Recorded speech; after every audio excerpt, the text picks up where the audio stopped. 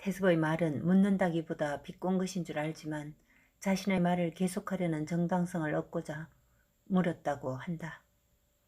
소작들에게 회장님께서 전에 없던 호의를 베푸시면 그것이 비록 양쪽에게 아주 공정한 일일지언정 모든 공과 상은 종가와 회장님께 돌아온다고 믿습니다. 올해의 소작은 전부 사면해 주시고 겨울날 양식을 빌려주실 뿐 아니라 그 빌린 양식도 갚을 수 있는 방법을 같이 주자는 것입니다. 회장님과 종가의 여력으로 보아 충분히 하실 수 있는 일입니다. 원하는 소작들한테 송아지 한 마리씩을 사서 주고 키운 후에 팔아서 양식 값을 갚으라는 것입니다. 보기에는 회장님이 이자도 받지 못하고 양식을 2, 3년씩 빌려준 듯 합니다만 다 큰 소를 팔았을 때 돌아오는 이익은 이자를 훨씬 넘어설 것이기 때문에 회장님의 손해는 없을 것입니다. 단 올해의 소작을 전부 사면하면 회장님으로서는 막대한 손실이 있을 줄 압니다만 그것은 하늘의 일이기에 소작들이 수고하는 만큼 회장님도 같이 감수하셔야 한다는 것이 제 생각입니다. 형평을 잃지 않으면서도 하고 싶은 말을 이어가는 것이 그리 쉽지는 않지만 장서방은 멈출 수 없었다. 이미 시작된 다른박질을 마치고자 태섭의 불편한 얼굴을 보면서도 또 눈알을 밑으로 굴리면서 방바닥을 보면서 장서방의 토시 하나 놓치지 않고 듣는 큰아짐의 경계심을 느끼는 가운데서도 어렵사리 말을 마쳤다. 이제는 그들의 반응에 따라 혹은 결정에 따라 자신이 대처하면 된다는 생각이 든다. 나가라면 보따리 싸서 또 길을 나서면 될 것이고 대안이 나오기라도 한다면 또는 받아들이기라도 한다면 비록 자신이 득보는 것은 아니지만 마을에 다소나마 활력이 돌 것이라 생각하며 시선을 낮추어 기다린다. 태습은 어안이 벙벙하다. 전에 들어보지 못한 그리고 생각지도 못한 말들이라 머릿속을 정리하는 데 시간이 필요하다. 태섭은 입을 허 벌리고 마누라만 힐끗힐끗 쳐다보며 응원을 구하려는 듯하다. 그나짐에도 저 말이 머슴 사는 사람 입에서 나오는 것이 맞는지 갈피를 잡지 못하고 있다. 생각 깊은 큰아짐의 마음에는 이미 맞는 소리로 자리를 잡긴 했지만 놀라운 것은 그런 것들을 생각하여 내놓을 만한 결단력이나 지식이나 이론의 무장은 없다는 것이었다. 큰아짐에는 자세를 고쳐 앉으며 아무 말도 하지 않는 것으로 일종의 의사를 태습에게 전달한다. 바로 동의의 의사다. 지금 내보고 마을을 매기 살리라 하나 자네가? 눈에 쌍심지를 돋우고 한쪽 팔꿈치가 무릎에 닿는 삐딱한 자세로 장수방을 향해 묻는 태습에게 장수방은 아무 말도 않고 그저 방바닥만 본다. 내 집에 머슴 사는 게 아니고 자네는 동네 사람들 머슴을 사나? 하는 말이 전부 집 거들낼 말뿐이네? 안 그러? 하고 마누라를 쳐다보자 큰아줌매는 들었음에도 역시 고개를 돌려 아무 대꾸가 없다. 그럼 저는 이만 하고 느닷없이 장서방이 자리를 조용히 일어선다. 모두에게 해가 되지 않으면서도 득이 된다고 믿고 드린 말씀일 뿐입니다. 죄송합니다. 하고 뒤로 한 걸음 물러선 후 돌아서 나온다. 걷는 방에 세 사람이 들어간 것을 알고 있던 소양이 저녁상을 어떻게 하나 하고 기다리고 있던 참이었는데 장서방이 나오는 것을 보자 마루 끝으로 가서 묻는다. 큰아지매에 갬상을 드릴까 예? 장서방이 나간 후 두 사람은 서로의 마음을 정리하느라 소양의 소리도 뒷전이다. 마루를 벗어나기 전 크게 기지개를 켠 장서방은 대돌 옆에서 걷는 방 대답을 기다리는 소양을 보고 소양아, 부엌바닥도 좋으니 우선 나부터 저녁 좀 주지. 배가 많이 고프다. 하고 빙긋이 웃자 대답 없는 걷는 방이 미운 듯한 눈짓을 한 소양은 금방 웃는 낯으로 장서방을 향해 예? 안 그래도 차리나십니다. 하고 두 사람은 전기로 들어가 흙바닥에 엉거주춤 앉아 수저를 든다. 소양아, 장서방이 된장국을 뜨면서 부른다. 집단을 엉덩이에 깔고 부른 배를 앞으로 내민 소양은 밥 먹기도 힘든 자세라 한 손으로는 뒷전을 짚고 겨우 나머지 한 손으로만 숟가락질을 한다. 나는 이제 갈 때가 된성 싶다. 농사도 없고 할 일도 없구나 이제는 하면서 그저 밥만 입으로 들인다. 소양이 놀란다. 금방 무슨 말인지 알아들을 수 있었다. 장서방의 나직한 목소리만으로도 분위기를 충분히 감지할 수 있는 것이다. 우참니꼬. 숟가락을 들고 장서방의 얼굴을 쳐다보며 하는 말인데 밑도 끝도 없이 그저 웃잡니꺼다. 소양이 어찌할 것인지 아니면 장서방이 어떻게 살 것인지 아니면 이 일을 어찌할 것인지 정확히는 그것들 전부를 모아서 한 소리다. 장서방도 소양도 더 이상의 말을 주고받지 못하고 밥을 다 먹고 일어서서 전기를 나간다. 밥을 먹지도 않고 여전히 무거운 몸을 땅바닥에 붙인 채 뒷짐을 지고 있는 소양은 붙잡을 수도 없는, 어디로 언제 가느냐고 물을 수도 없는 두려움에 휩싸인다. 그러는 중에 나지막한 소리가 걷는 방에서 들린다. 겸상을 드리라고. 장서방이 나간 후 태섭은 무슨 응원의 말이라도 마누라의 입에서 나올 줄 기대했던 자신이 어색하여 헛기침을 몇 번 내뱉은 후 마누라가 싫어하든 말든 담배를 꺼내물고 생각에 잠기며 마누라를 본다. 심각함을 인정해서인지 담배에 대해 거부 반응도 보이지 않고 생각에 잠겼던 마누라가 치마를 고쳐 모으며 올해 농사는 생각했던 것보다 한층 심각한 것은 사실입니다.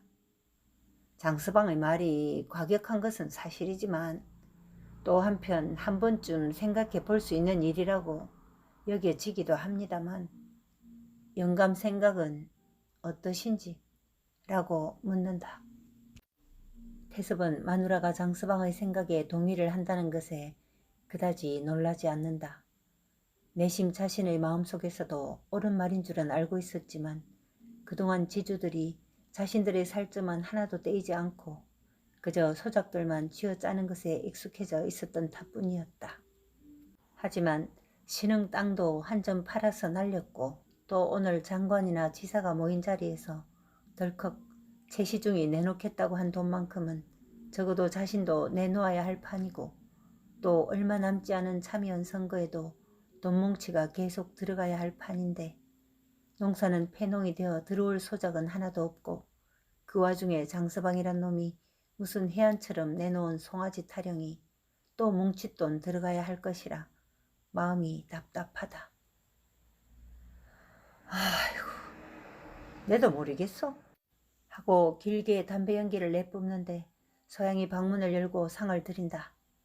그런데 배가 불러서 끙끙거린다. 태섭은 일어나서 상을 받아주고도 싶지만 그냥 앉아만 있고 마누라도 그저 엉덩이만 달싹 할 뿐이다.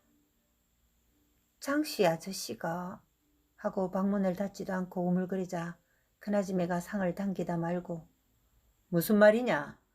장서방이 뭐? 하자 소양은 가신답니다 하고 장서방의 방 쪽을 돌아보며 소양이 문 밖에서 어설픈 얼굴을 하자 태섭이 큰 소리로 되묻는다. 가다이 어디를? 소양이 대답할 겨를도 없이 우물거리는 사이 이미 무슨 말인지 알아챈 큰아지매가 태섭이 쪽 숟가락을 가지런히 챙기며 소양에게 이른다. 장서방 들어오라 해라 하고 자신도 아무 일 없다는 듯 숟가락을 들고 물그릇에 담근다. 그 말을 기다리기라도 했듯이 소양이 다름질하여 장서방 방 앞으로 가서 부른다. 아저씨의 희미한 호롱불을 그림자가 막는 듯 하더니 방문이 열리는데 이미 짐을 싸고 있는 장서방을 본 소양은 울상이다. 가죽으로 된 큼직한 가방이 열려있고 그 속에 옷가지들이 담겨있다.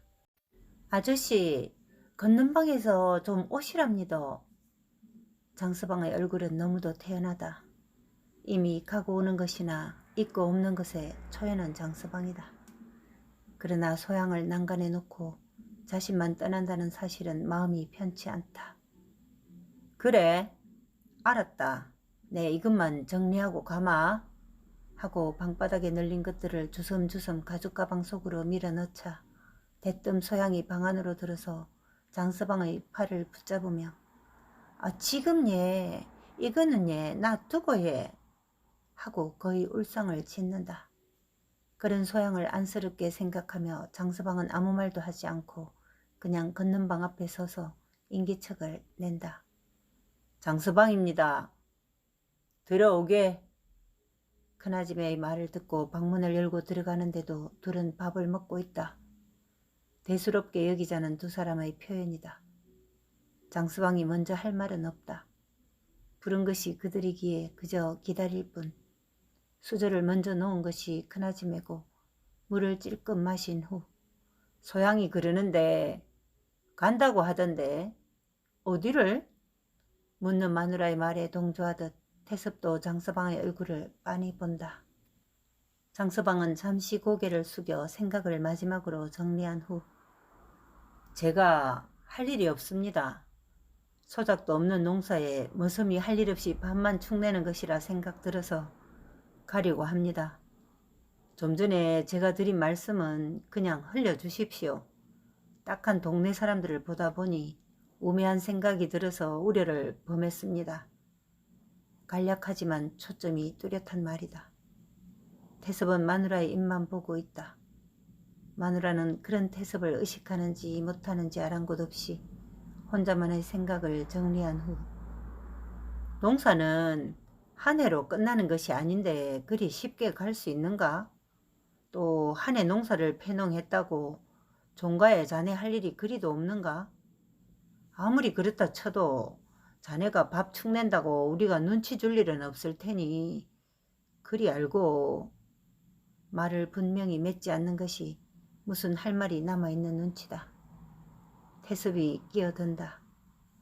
아까 전에 자네가 한 말이다. 그 송아지 얘기. 그거 만일에 소작들이 잘 키우지 못하기라도 하모 죽기라도 하모 그때는 어쩌지? 분명 둘이 그 일로 인해 무슨 말을 주고받았음에 틀림없다. 자신의 생각을 전부가 아니면 일부라도 고려했다는 것이므로 장서방은 떳떳하게 말한다. 그런 일들이야말로 다 하늘이 하는 일 아니겠습니까? 송아지를 키우는 사람들 입장에서도 최선을 다할 것인데 어찌 하늘이 하는 일을 탓할 수 있겠습니까? 태섭은 긴 한숨을 내쉰다. 그것조차도 자신의 돈을 보험에 들어줄 수 있는 일이 없다는 것이 장서방의 말이다. 큰아줌매는 태섭의 속도 모른 채 자네가 내놓은 송아지 얘기는 좀 더 알아보게. 동네 사람들 몇 명이 원하는지 또 시세는 어떤지. 태섭은 마누라의 얼굴을 힐끗 보며 속으로는 그 돈을 또 마련해야 하나 하고 걱정이 앞선다. 이미 장서방의 발목을 잡아 눌렀다는 것에 모두들 무언의 동의를 하는 듯하다. 그러나 이참에 장서방은 미루어 온 서울 출입을 하고 싶다. 기왕에 가방을 쌌으니 특별히 시킬 일 없으시면 이참에 사나울 서울을 한번 다녀오고 싶습니다만 그것이 뭐 그리 큰일이 아니다 싶은 태섭은 또 돈을 마련하거나 궁리할 시간도 필요하니 선뜻 허락한다. 소양은 방문 앞에서 상도 내가야 하고 무엇보다 장씨 아저씨가 정말로 이 집을 떠날까 하는 걱정에 문을 열어 젖히고 오고 가는 말이라도 듣고 싶지만 그러지는 못하고 발만 동동 굴렀다. 장서방이 문을 열고 나오려다 방문 앞에 있는 소양을 보고 웃으며 내가 상 내다 주마 하고 밥상을 번쩍 들고 전기로 성큼성큼 간다.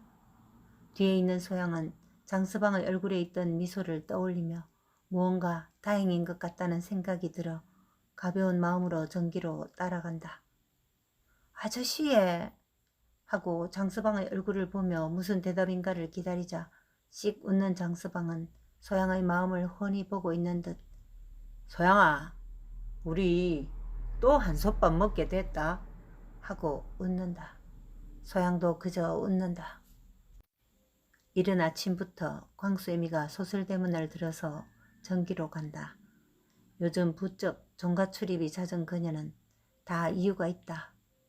분가하면 그저 돈방석에 앉아 비단옷으로 몸을 칭칭 감을 줄만 알았는데 첫해 농사라는 것이 몽땅 바람에 날아가고 남은 것이라고는 밭에 있는 고구마뿐이니 살림을 하며 아이들을 먹이고 학교 보내는데 돈이 필요할 수밖에 없다. 분위기를 봐서 아쉬운 소리라도 해야 하는데 기회가 영 오지 않아서 몸이 무거운 소양을 돕는다는 핑계로 들락거린다.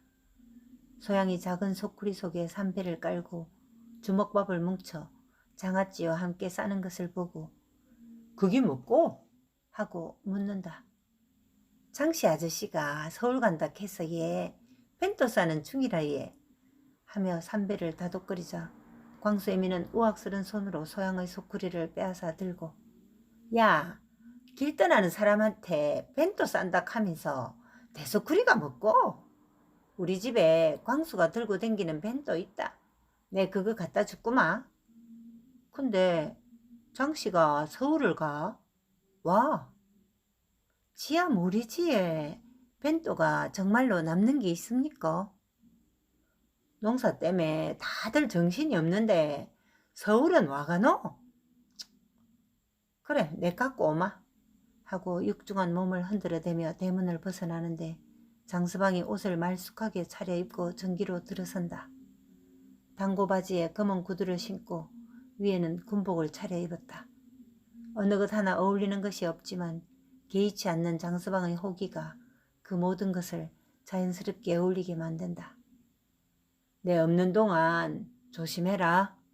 무거운 것 들지 말고. 알았지? 물은 어젯밤에 다 들여다 놓았으니 한 사나흘 쓸 거다. 해봐야 내도 한 사나흘 걸릴 테니 하고 휘둘러본다. 소양을 편하게 하기 위해 어젯밤에 장작도 충분히 전기에 들여놓고 늦은 밤에도 불구하고 물찌개도 여러 번 저 날랐다. 서울 간다꼬 얘? 언제 들어섰는지 광수애미가 벤또 도시락을 소양에게 내밀며 장서방을 보고 말한다.